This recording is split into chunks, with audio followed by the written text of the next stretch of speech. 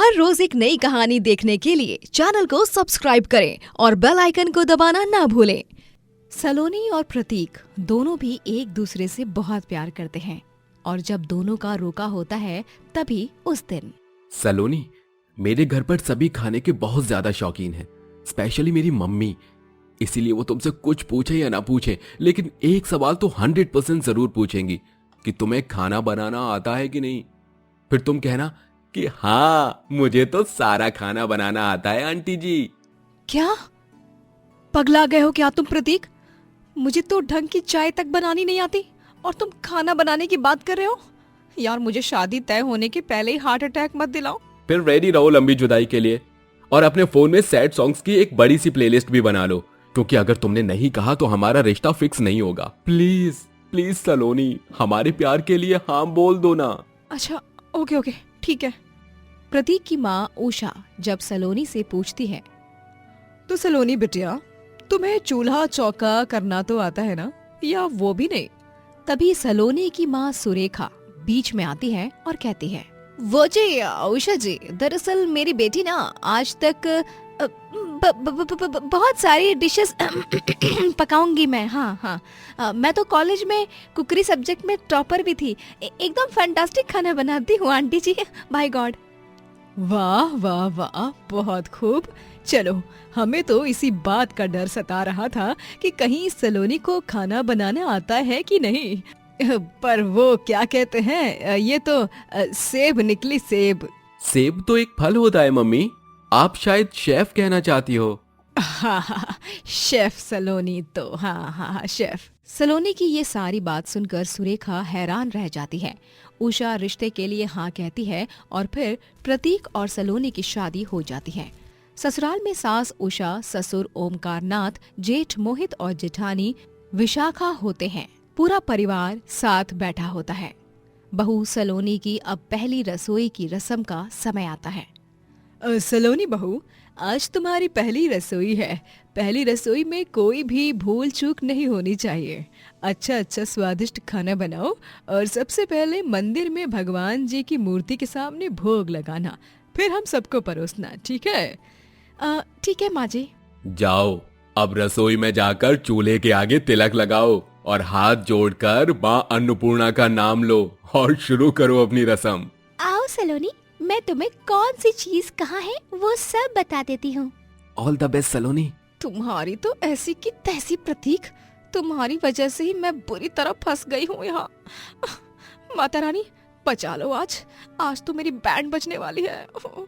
सलोनी बहुत डर जाती है, वो कांपने लगती है और जैसे तैसे रसोई में कदम रखती है। जेठानी विशाखा सलोनी को सारे सामान में से क्या कहाँ रखना है, कहाँ पर क्या रखा है, सब ठीक से बता देती है और फिर चली जाती है। अब सलोनी अकेले ही रसोई में रह जाती है। ओफो, इतना टेंशन और इतना डर तो मुझे अपने एग्जाम के दिन भी नहीं लगा था जितना आज इस पहली रसोई की रस्म में लग रहा है। पता नहीं किस निर्दय इंसान ने इन्वेंट की थी ये डिफिकल्ट वाली रस्म। अब मैं क्या करूं?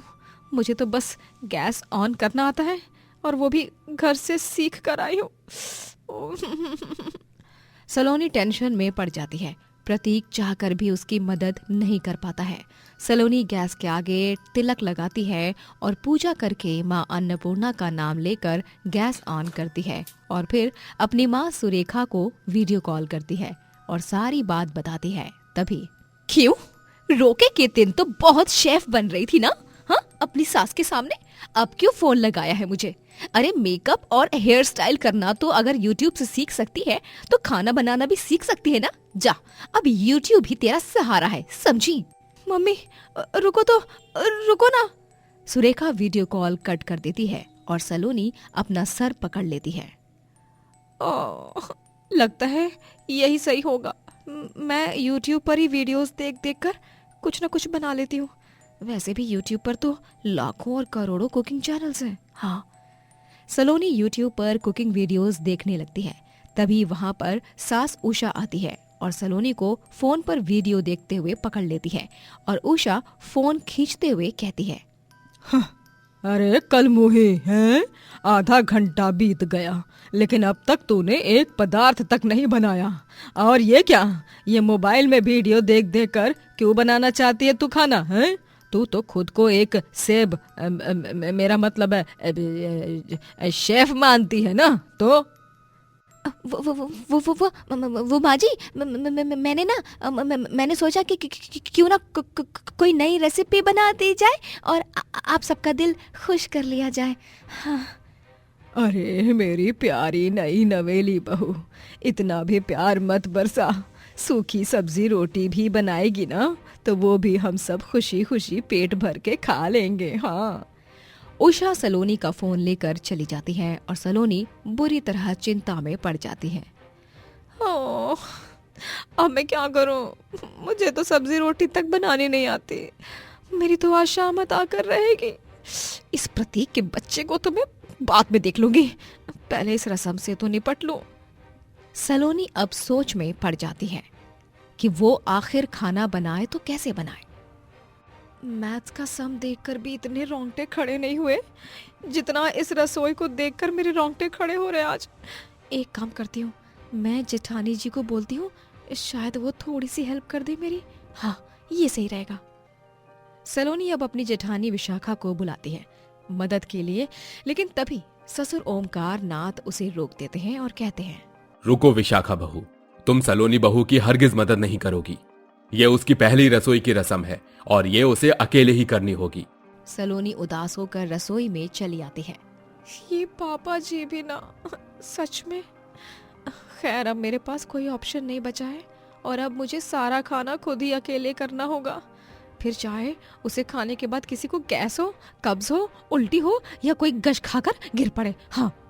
सलोनी जैसे तैसे सारा खाना बना लेती है, लेकिन फीकी दाल, कड़वे पराठे, अलग अलग आकार की रोटियां, बेस्वाद सब्जी और हद से ज्यादा नमक वाले चावल खाकर भी ससुराल वाले खुश होते हैं। ये लो सलोनी बहू, तुम्हारा शगुन।